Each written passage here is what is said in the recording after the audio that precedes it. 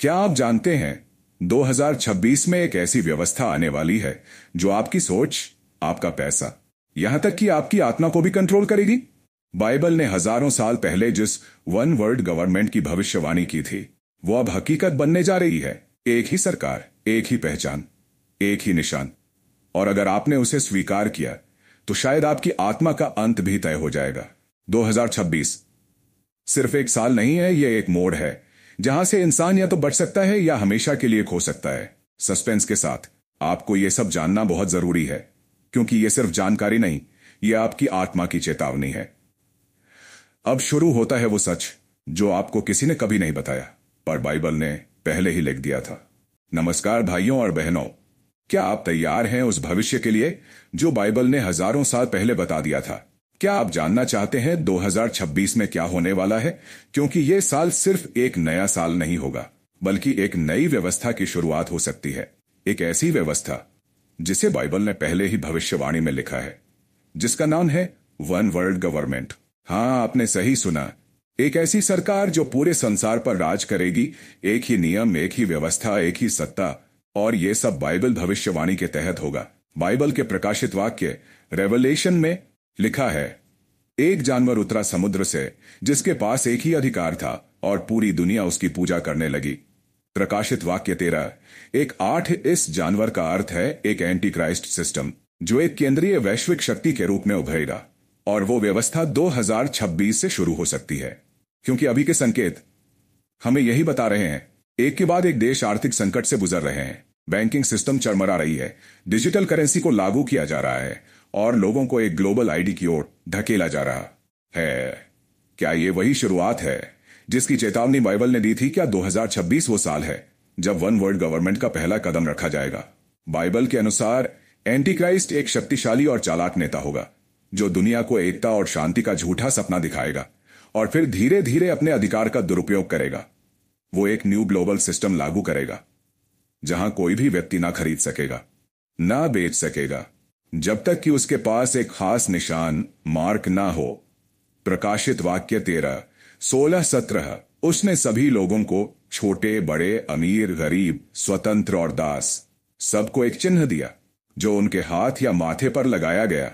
क्या ये mark of the beast है? क्या 2026 में, क्या 2026 में यह लागू किया जाएगा? बहुत सारे देशों ने CBDC, central bank digital currency लागू करने का ऐलान कर दिया है। 2026 तक यह पूरी तरह से सक्रिय हो सकता है।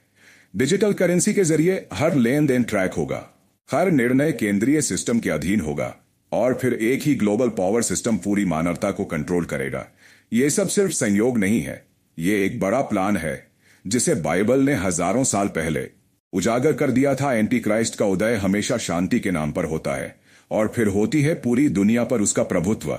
बाइबल के दानिएल अध्याय 7 23-25 में भी लिखा है, चौथा राज्य पूरी पृथ्वी को खा जाएगा और उस पर राज्य करेगा। यह राज्य कोई और नहीं बल्कि एक यूनाइटेड ग्लोबल एम्पायर होगा जो 10 किंग्स या 10 क्षेत्रों में विभाजित होगा, और एक ही व्यक्ति, एंटी क्राइस्ट, सब पर राज करेगा। क्या 2026 से यह सब व्यावहारिक रूप लेने वाला है? संकेत तो इसी तरह की ओर इशारा कर रहे हैं। आज जो हो रहा है वो पहले कभी नहीं हुआ।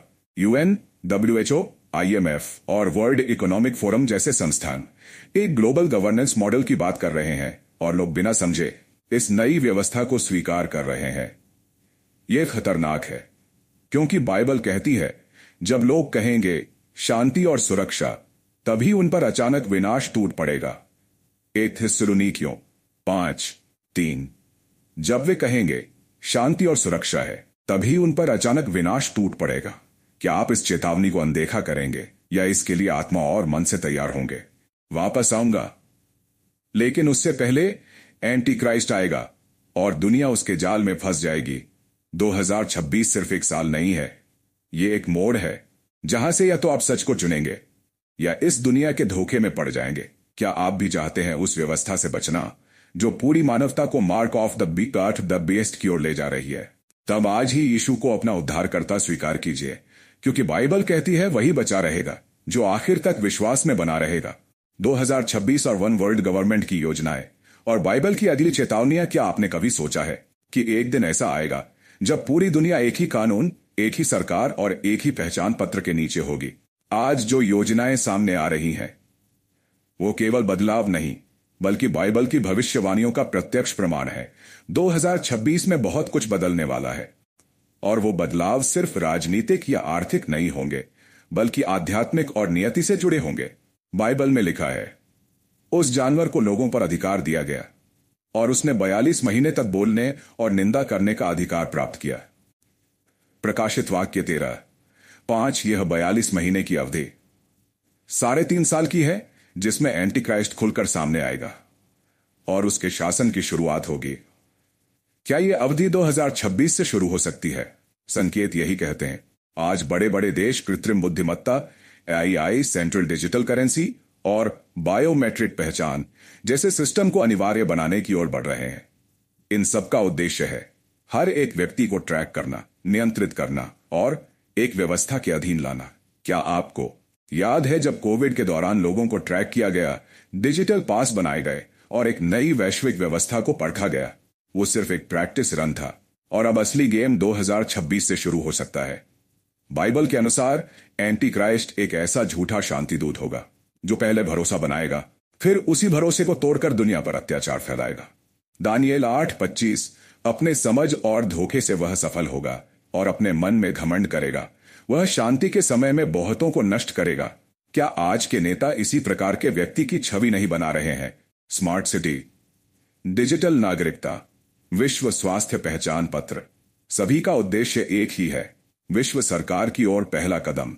बाइबल हमें यह भी बताती है कि एक दिन ऐसा आएगा जब हर घुटना झुकेगा, या तो परमेश्वर के सामने या फिर उस झूठे मसीहा के सामने। आप किसके सामने झुकेंगे? दुनिया धीरे धीरे सच्चे मसीहा यीशु से दूर जा रही है और झूठे चमत्कारों, धार्मिक एकता और प्रलोभनों के पीछे भाग रही है।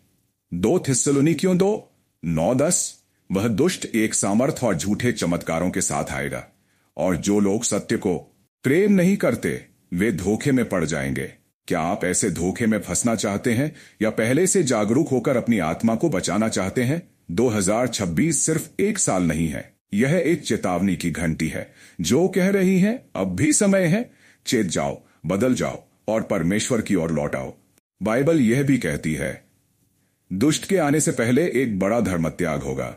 2 थिस्सलुनीकियों 2:3 आज हम देख रहे हैं कि चर्चों में सच्ची शिक्षा को छोड़कर लोकप्रिय बातें सिखाई जा रही हैं।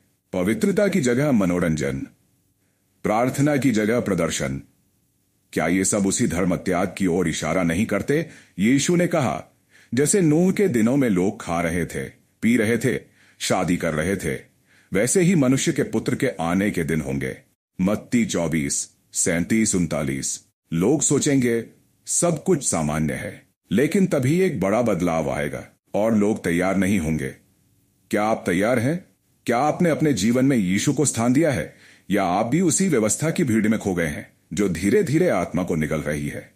2026 से पहले ही हमें अपने दिलों को जांच लेना होगा। हमें देखना होगा क्या हम सच्चे विश्वास में हैं या नहीं, क्योंकि जब वो झूठा मसीहा आएगा तो उसके पास वो सभी चीजें होंगी जो लोगों को भ्रमित कर सकती हैं, चमत्कार, दौलत, शांति के वादे, लेकिन वो सब झूठे होंगे।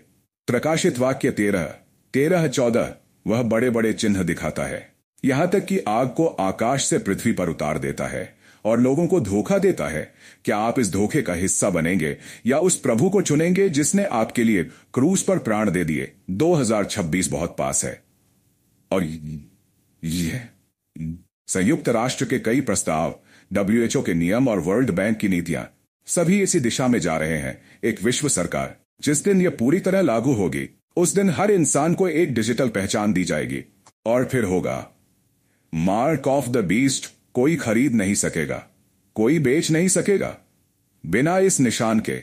बाइबल कहती है जो लोग इस चिन्ह को लेंगे उनका अंत निश्चित है। प्रकाशित वाक्य 14:9-10 जो कोई उस जानवर और उसकी मूर्ति की पूजा करेगा और उसके चिन्ह को अपने माथे या हाथ पर लेगा वह परमेश्वर के क्रोध का पात्र बनेगा।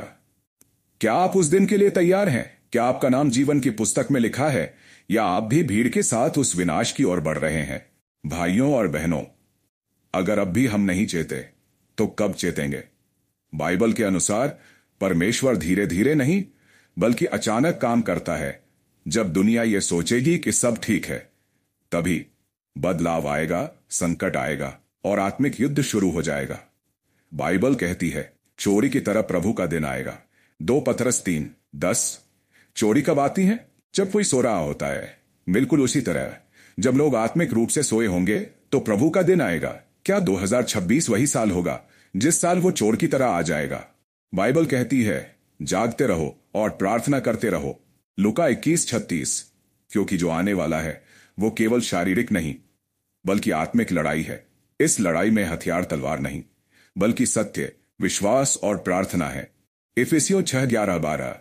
परमेश्वर के सारे हथियार पहन लो क्योंकि हमारी लड़ाई लोगों से नहीं बल्कि अंधकार की शक्तियों से है। क्या आप तैयार हैं इस आत्मिक युद्ध के लिए? क्योंकि 2026 से शुरू हो सकती है सबसे बड़ी आत्मिक छटनी। जो यीशु के साथ होंगे वे खड़े रहेंगे, जो केवल धर्म और परंपरा में खोए रहेंगे वो गिर पड़ेंगे। ये फरेंगे परंपरा में खोए रहेंगे वो गिर पड़ेंगे। समय है परखने का, जांचने का और निर्णय लेने का। आपका निर्णय आपकी आत्मा का भविष्य तय करेगा। याद रखिए, जब एंटी क्राइस्ट का शासन शुरू होगा तो वो सब कुछ सामान्य जैसा दिखाएगा। लोग सोचेंगे देखो शांति है, टेक्नोलॉजी है, समृद्धि है, लेकिन भीतर से वो आत्मा को बांधने वाली व्यवस्था होगी। मत्ती 24:24। झूठे मसीह और झूठे भविष्यवक्ता इतने बड़े चिन्ह और चमत्कार दिखाएंगे कि यदि संभव हो तो चुने हुए लोगों को भी बहका दें। क्या आप उन चुने हुए लोगों में हैं जो बहक जाएंगे या आप सच्चाई पर टिके रहेंगे? यीशु ने कहा जो कोई मुझे दृढ़ता से मानेगा मैं उसे अंतिम दिन उठाऊंगा। यूहन्ना 6:40। यह वादा है पर केवल उनके लिए जो यीशु को स्वीकार करते हैं।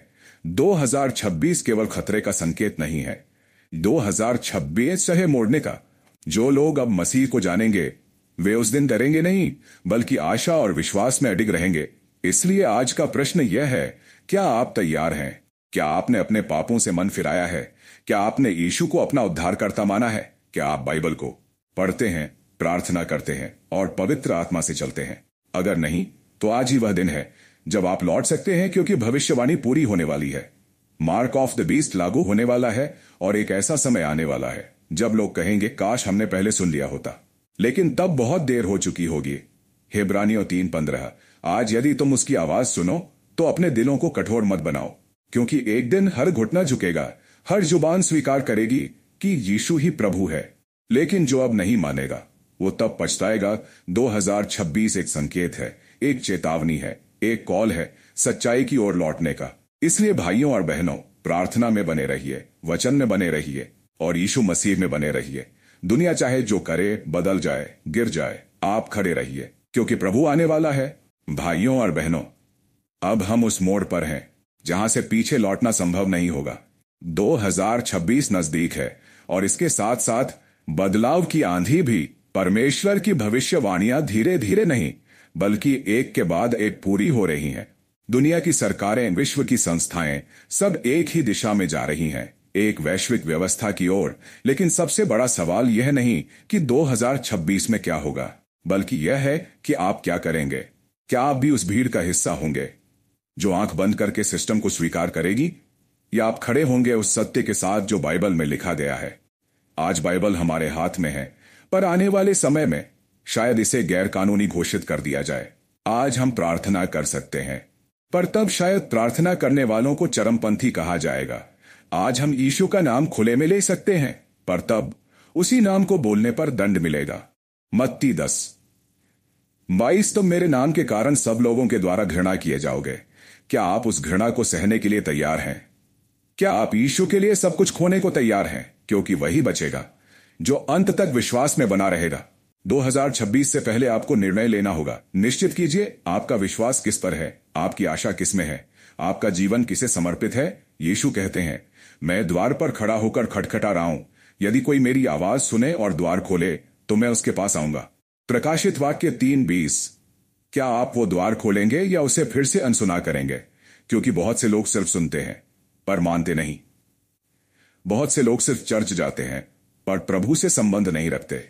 बहुत से लोग धार्मिक हैं पर आत्मिक नहीं। और यही फर्क तय करेगा कि जब संकट आए तो कौन खड़ा रहेगा और कौन गिर जाएगा। यीशु ने यह भी कहा, जो मेरी बातों को सुनकर उन पर चलता है वो चट्टान पर अपना घर बनाने वाले जैसा है। मत्ती 7:24। क्या आपका जीवन भी चट्टान यानी यीशु पर टिका है, क्योंकि जब तूफान आएगा सिर्फ वही घर बचेगा जो चट्टान पर बना होगा, और वो तूफान दूर नहीं, बहुत करीब है। शायद 2026 ही वो तूफान लाए जो दुनिया को हिला देगा, पर जो यीशु में है वो हिलाया नहीं जाएगा। भजन संहिता 125:1, जो यहोवा पर भरोसा करते हैं वे सियोन पर्वत के समान अटल रहेंगे। भाइयों और बहनों, अब समय है रोने का नहीं, बल्कि जागने का। अब समय है डरने का नहीं, बल्कि विश्वास में चलने का। अब समय है भीड़ का हिस्सा बनने का नहीं, बल्कि सत्य का सिपाही बनने का। क्योंकि जब बाकी सब टूटेगा तब सिर्फ यीशु ही आपका सहारा होगा। वो आपको नहीं छोड़ेगा, न ही त्यागेगा। पर याद रहे, आपको उसे पहले स्वीकार करना होगा। यूहन्ना 1:12, जिन्होंने उसे ग्रहण किया उन्हें परमेश्वर की संतान होने का अधिकार मिला। क्या आप उस अधिकार को ग्रहण कर चुके हैं? क्या आप उस अधिकार को ग्रहण कर चुके हैं? क्या आपका नाम जीवन की पुस्तक में दर्ज है? क्योंकि एक दिन जब सब समाप्त होगा तो यही देखा जाएगा कि किसने यीशु को जाना और किसने ठुकराया। इसलिए आज यही वक्त है यीशु की आवाज को सुनने का और उसका उत्तर देने का। बोलिए, हे यीशु, मैं पापी हूं, मुझे क्षमा कर, अपने लहू से धो, मुझे नया जीवन दे। मैं तुझे अपना उद्धारकर्ता मानता हूं, तू ही मेरा प्रभु है, मुझे अपने राज्य में स्थान दे। अगर आपने दिल से यह प्रार्थना की है तो जान लीजिए आपने वो पहला कदम उठा लिया है जो आपको 2026 के अंधकार से चमकते हुए अनंत जीवन की ओर ले जाएगा। अंत में बस यही कहूंगा, यीशु आने वाला है, दुनिया बदल रही है, आपका निर्णय ही आपकी मंजिल तय करेगा। धन्यवाद प्रिय भाइयों और बहनों। अगर ये सच्चाई आपके दिल को छू गई है तो इस वीडियो को दूसरों तक पहुंचाइए और आज ही प्रभु के साथ चलने का संकल्प लीजिए। यीशु मसीह का नाम महिमा पाए। भाइयों और बहनों, अब आप जान चुके हैं वो सच जिसे इस दुनिया ने आपसे छिपा कर रखा था। 2026 सिर्फ एक नया साल नहीं है, ये एक आध्यात्मिक चेतावनी है। ये वो समय है जब परमेश्वर आपको पुकार रहा है, लेकिन क्या आप उसकी आवाज सुन रहे हैं? कहीं देर न हो जाए, कहीं ऐसा न हो कि जब सब कुछ बदल जाए तब आप कहें, काश मैंने उस दिन प्रभु की पुकार को स्वीकार किया होता। अगर आज का ये संदेश आपके दिल को छू गया हो तो अभी इसी समय आंखें बंद करके प्रार्थना कीजिए। और अगर आप वाकई इस सत्य को जानकर जाग गए हैं तो इसे दूसरों तक पहुंचाना आपका कर्तव्य है। इस वीडियो को शेयर कीजिए, कमेंट में लिखिए, मैं प्रभु के साथ खड़ा हूं, और सब्सक्राइब कीजिए ताकि अगली भविष्यवाणियां आप मिस न करें, क्योंकि अगली आवाज शायद आखिरी चेतावनी हो। यीशु मसीह आप पर दया करें और आपको अंधकार के समय में उसके उजाले में सुरक्षित रखें। धन्यवाद, और याद रखिए, दुनिया बदल जाएगी लेकिन परमेश्वर का वचन कभी नहीं बदलेगा।